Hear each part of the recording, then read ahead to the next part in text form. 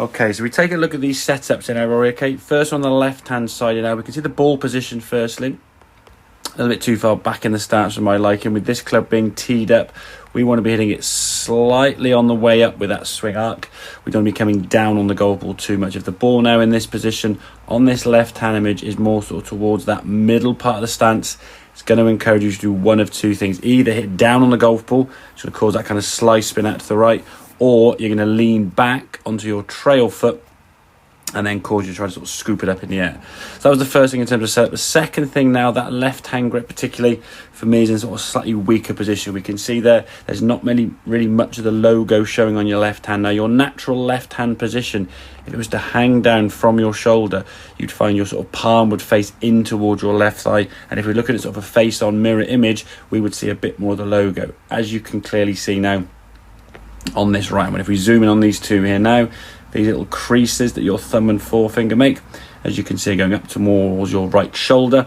So that for me is what we call a more neutral grip. So when you make the swing now, that left hand is going to return back into the same sort of position it started, which means if the club face, which it is at the moment, is aiming towards target, that club face is going to return back to the target. So back to the golf ball, should I say, aiming at the target. So with that ball a little bit further forward and that grip a little bit stronger in your left hand, all it's up to you now is make that same good turn moving as we discussed last session. And the progress from there, really, really good to see.